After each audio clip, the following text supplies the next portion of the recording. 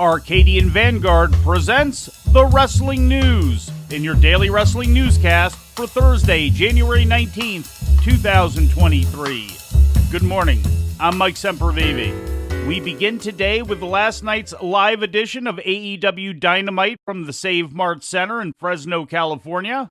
In the main event, Darby Allin retained the TNT Championship against Kushida via pinfall, marking his third successful defense of the title since regaining it 2 weeks ago. Darby, though, he blocks now. Last supper, the 1, 2, 3. Darby did it!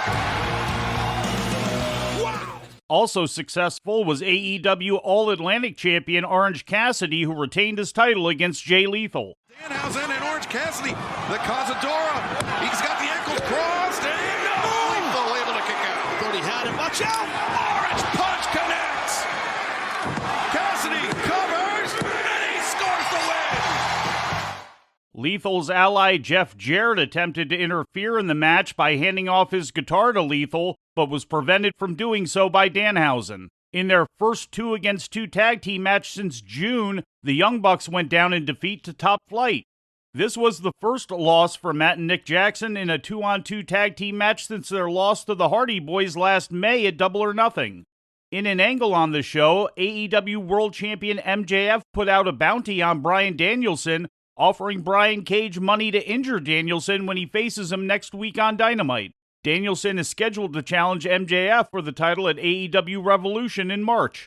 AEW World Tag Team Champions The Acclaimed were involved in a brawl with the Gunn brothers during a promo segment, which was broken up by the Gunn's father, an ally of The Acclaimed, Billy Gunn. In other results, Bryan Danielson pinned Bandito, Ricky Starks beat Jake Hager, and Tony Storm pinned Willow Nightingale with a handful of tights and a distraction assist from Saraya. In addition to the Rampage tapings that follow the live edition of Dynamite at the Save Mart Center, a special Ring of Honor tribute show for Jay Briscoe was taped, which will be offered for free on both the ROH Honor Club streaming platform as well as ROH's YouTube channel, according to an announcement from Tony Khan. Briscoe was killed in an auto accident Tuesday evening. In WWE news, WWE CEO Nick Khan appeared on the Bill Simmons podcast yesterday to address a variety of topics, including the recent corporate shakeups at the company, the many allegations against newly elected executive chairman Vince McMahon, as well as McMahon's return to power within the company, which he spoke of with admiration despite initially voting against it as a member of the board of directors. Khan described McMahon's ouster last summer as McMahon doing what he felt was best for business at the time, and that while away he had no input on how Khan, then chairwoman Stephanie McMahon, and chief content officer Paul Levesque were running the company, although he dismissed McMahon's Twitter announcement of his resignation from last July. Were you surprised that he's started to inch his way back? No. That's Vince. Yeah. Anyone who knows him who thought with a tweet, because I think he tweeted, hey, I'm 77 now, time for me to call it a day or something to that effect, when he stepped down. Anyone who believed that was permanent doesn't know him. That was never going to happen. But I'm appreciative of the fact that he gave it the 5-6 months, let the dust settle a little bit, and then coming back in the way that he's come back. When discussing McMahon's restructuring of the board of directors to include members more supportive of him, Khan also appeared to dismiss some of the allegations of sexual misconduct against McMahon.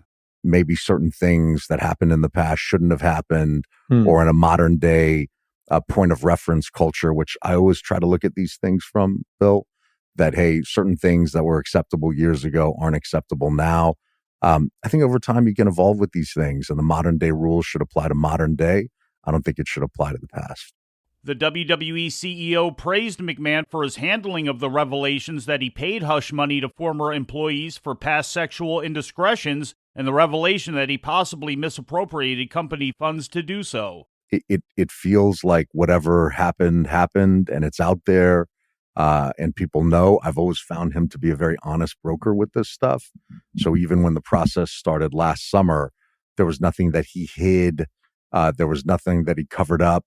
I think he was very honest about it, and I appreciated that, and I think a lot of other folks did too. Also during the interview, Khan confirmed that the recent rumors of a pending WWE sale to the Kingdom of Saudi Arabia were completely false. When detailing Stephanie McMahon's short-lived resignation earlier this year and her more recent resignation, Khan explained that she had initially stepped away to tend to her ailing husband Paul Levesque, then returned at the request of her father when he was being forced out, only to leave once again when no longer needed, a departure that Khan characterized as completely voluntary. In an update on the auto accident that took the life of Jay Briscoe Tuesday evening in Laurel, Delaware, Delaware State Police released a statement yesterday explaining that the accident is still under investigation and indicating that the accident occurred when another vehicle in the opposing lane crossed the double line, causing a head-on collision with the truck being driven by Briscoe, real name Jamin Pugh, who also had his daughters Jayce, 12 years old, and Gracie, 9 years old, in the back seat. The DSP confirmed that in addition to Pugh, the driver of the colliding vehicle, 27-year-old Lillian Tiernahan, was also pronounced dead at the scene of the accident.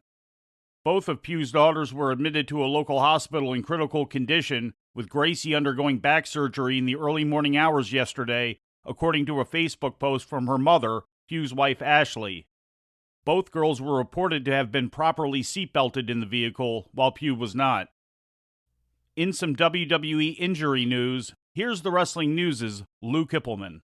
Kofi Kingston confirmed yesterday in an interview with the New York Post that his New Day tag team partner Xavier Woods is recovering from a minor injury. Said Kingston, quote, "He's getting better and better every week. We are able to progress our storyline and let him rest and recover. He'll be good in no time. He's made a lot of progress already." End quote. Kingston and Woods are the current NXT Tag Team Champions, with Kingston explaining in the interview that Shawn Michaels personally requested them for a run with former champions Pretty Deadly in NXT. For the Wrestling News, I'm Lou Kipilman. In ratings news, last Monday night's live edition of Raw drew an average of 1.489 million viewers to the USA Network, down more than 12% from last week's 1.693 million, according to Showbuzz Daily. In the hourly breakdown, Hour 1 of Raw drew 1.557 million viewers, dropping slightly to 1.544 million for Hour 2, and then falling to 1.365 million for the third and final hour, a total loss of 192,000 viewers over the course of the show. The rating for Raw in the key 18 to 49-year-old demographic was 0.42, translating to 548,000 viewers, and down 16% from last week's 0.50 key demo rating, according to WrestleNomics. The show came in at number 7 for the night on cable TV in the key demographic, down from the number 6 position last week. With some New Japan news, here's the Wrestling News' Lou Kipilman. New Japan veteran headliner Hiroshi Tanahashi has renewed his contract with the company, according to a post to his personal blog yesterday, in which he chronicles his visit to New Japan's corporate offices. Tanahashi provided no further details on the signing. A New Japan regular since 1999 and one of its most popular stars, Tanahashi is an 8-time former IWGP World Champion, 2-time IWGP Intercontinental Champion, 3-time IWGP Tag Team Champion, 3-time IWGP US Champion, as well as a former Never Openweight Champion, and a 3-time winner of the G1 Climax Tournament. For the Wrestling News, I'm Lou Kipilman. And before we leave you today, we'd like to remind you that however you consume your content, you can find the Wrestling News 24 hours a day and 7 days a week across social media. On Twitter, follow us at Wrestling News AV. Our Facebook page is also Wrestling News AV. The Wrestling News can also be found on the Arcadian Vanguard YouTube page. And for those who utilize Amazon Echo devices, just tell Alexa to play the Wrestling News podcast. And remember to make sure you add podcast at the end. Once again, for daily updates, breaking news, and more, follow the Wrestling News across social media. And that's the news for today. If anything happens, we will be here to tell you about it. No clickbait, no paywall, just the Wrestling News. The Wrestling News is a division of Arcadian Vanguard, and the Wrestling Newscast is a production of the Arcadian Vanguard Podcast Network.